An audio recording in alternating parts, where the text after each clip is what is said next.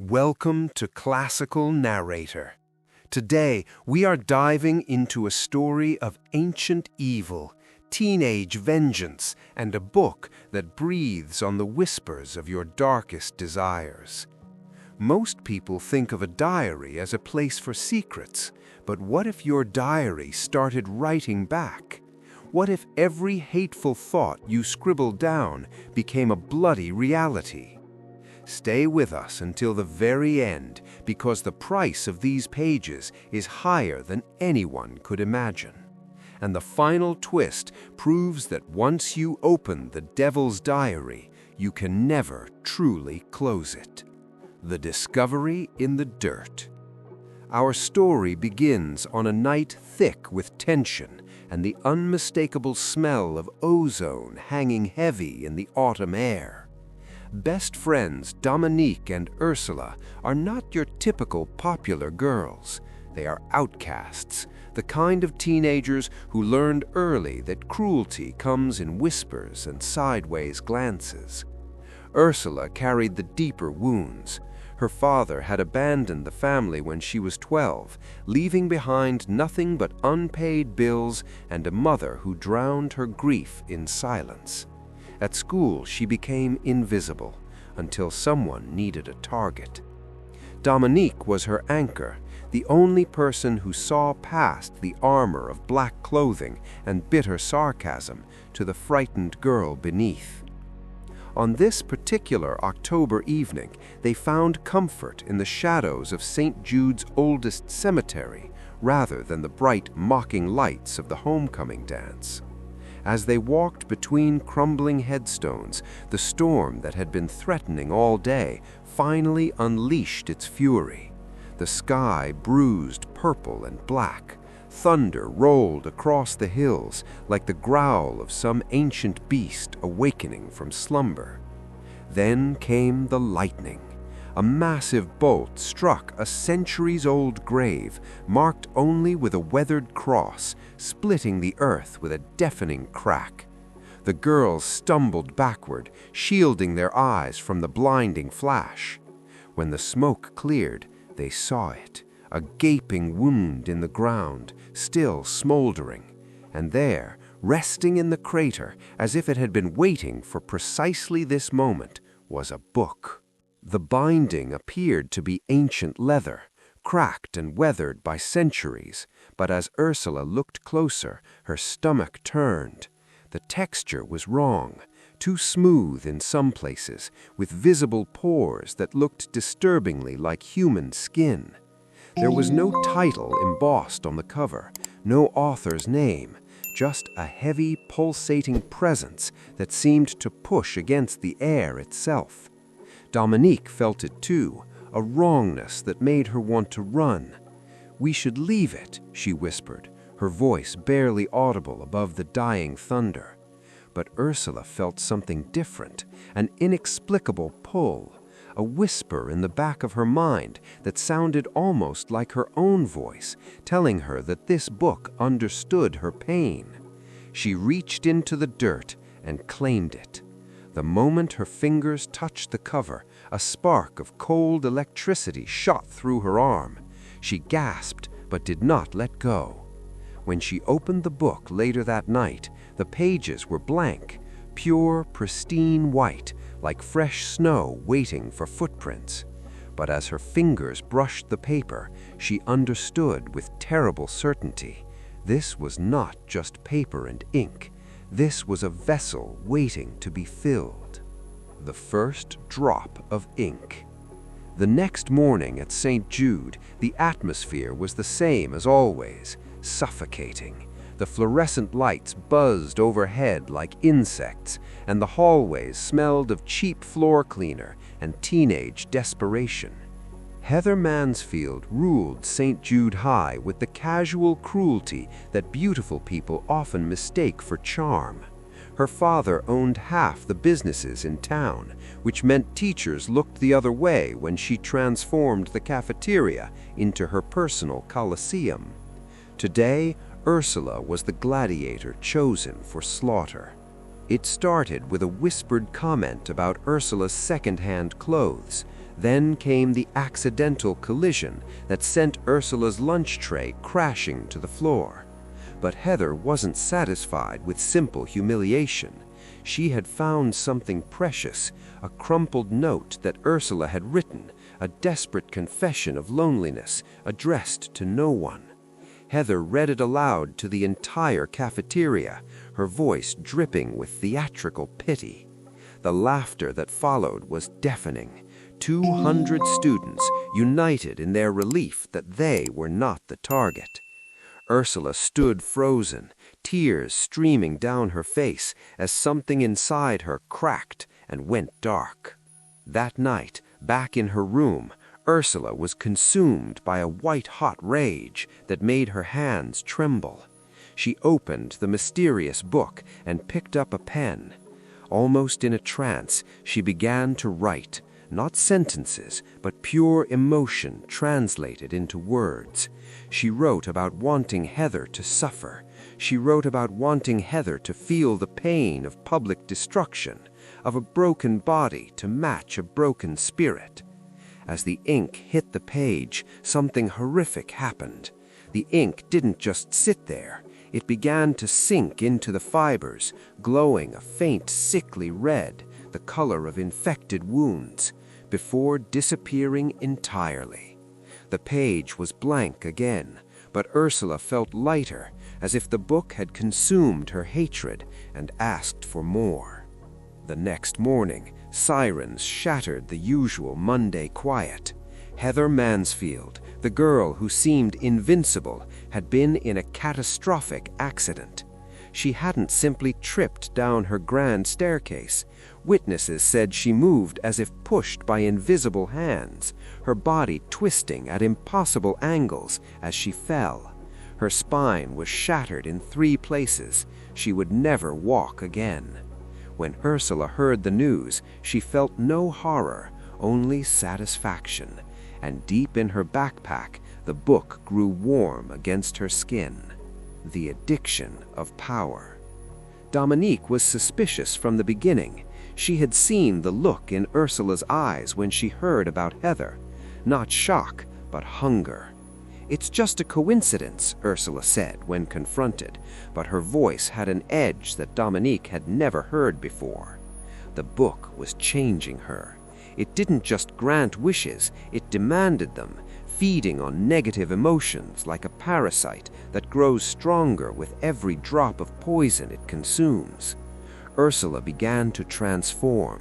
Her eyes grew darker, ringed with shadows that no amount of sleep could erase. Her skin took on a waxy pallor. Her temper, once hidden beneath layers of defense, now erupted at the slightest provocation. She stopped being the girl who was hurt and became something far more dangerous, the thing that hurts others. The targets multiplied. Mr. Harrison, the chemistry teacher who had failed Ursula on a test she had studied weeks for, developed a sudden violent illness that left him hospitalized for months. Doctors were baffled. His organs were failing, as if something was consuming him from the inside out. Derek Collins, the boy who had publicly rejected Ursula's shy attempt at conversation, suffered a tragic mishap at the construction site where his father worked. The beam that crushed his legs seemed to fall from nowhere. The town of St. Jude was becoming a graveyard of accidents, and Dominique was the only one who saw the pattern. Every victim had wronged Ursula in some way. Every punishment fit the crime with poetic, horrifying precision. The investigation. Desperate to save her friend, Dominique began researching the origins of the book. She spent hours in the town library, digging through records of the cemetery, searching for any mention of the unmarked grave. What she found chilled her blood. In 1692, a woman named Agnes Thornwood had been buried in that exact spot, executed not for witchcraft, but for possessing a book that spoke to the darkness in men's hearts. Dominique sought out Father Mark, a local priest whose study was filled with texts on the occult, the kind of research the church did not officially acknowledge.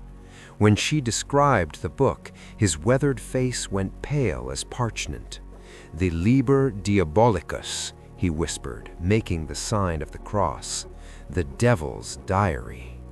He explained that this was an ancient artifact that surfaced every few centuries, always finding its way to someone wounded, someone angry, someone desperate enough to write their hatred into existence.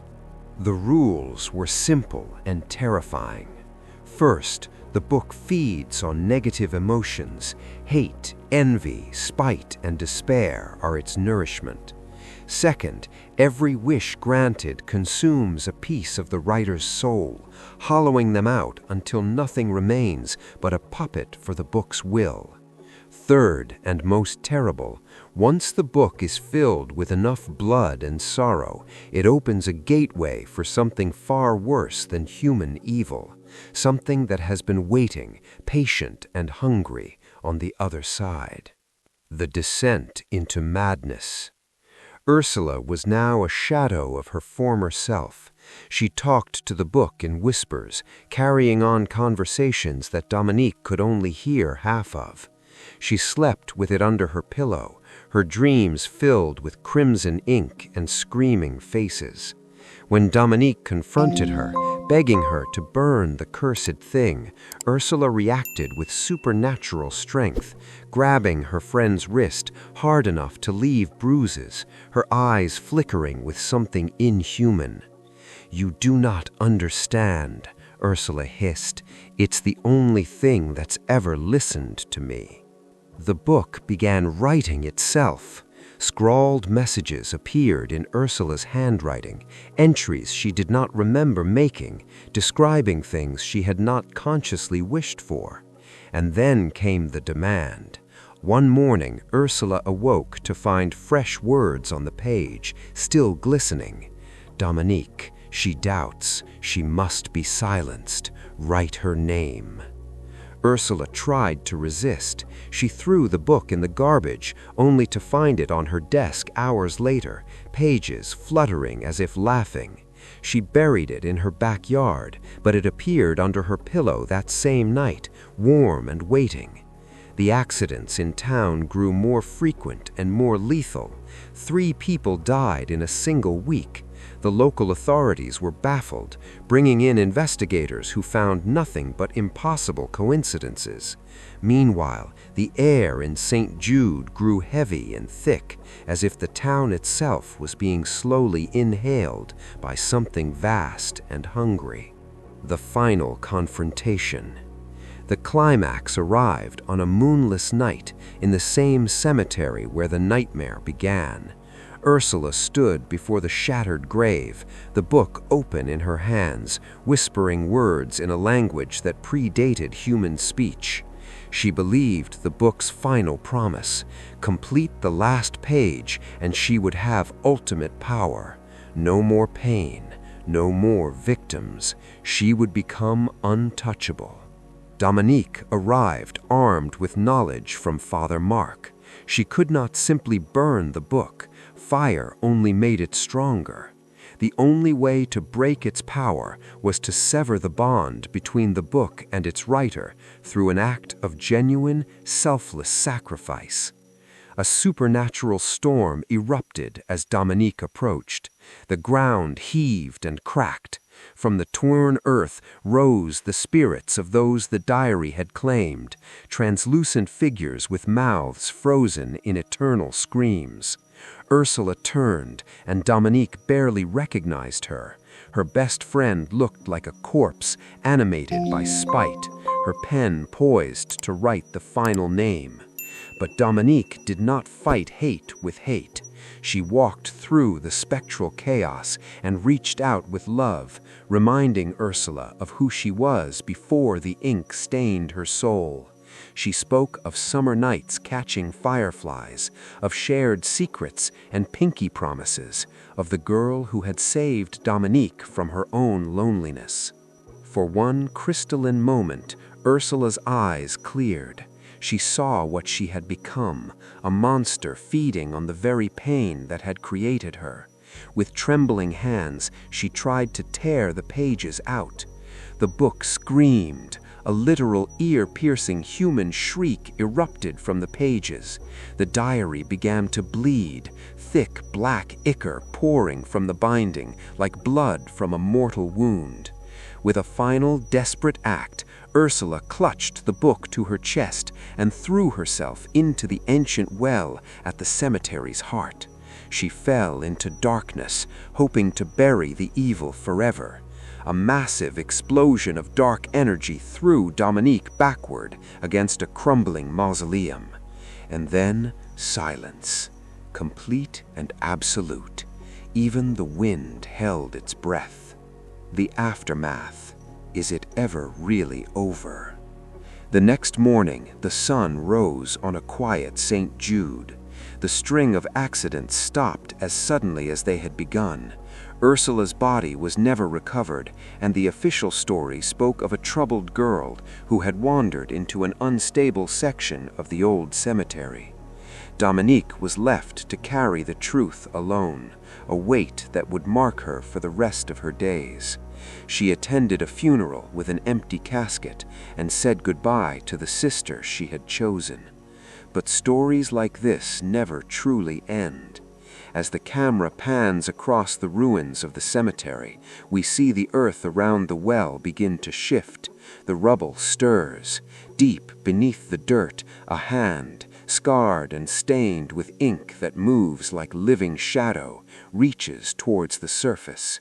And 300 miles away, in a different town called Mercy Falls, a young, lonely girl named Sophie walks through a park at twilight. Her eyes are red from crying. The bullies at her new school have already found her. She finds a mysterious, leather-bound book lying in the grass, as if someone had left it just for her. She picks it up. She opens the first page. It is blank. She reaches into her pocket and pulls out a pen. The cycle begins again. The story of the Devil's Diary is a chilling reminder that our darkest impulses, when given a voice, can consume everything we love. It asks the ultimate question: if you had the power to erase your enemies with a single sentence, would you have the strength to put the pen down? Thank you so much for watching this deep dive on classical Narrator.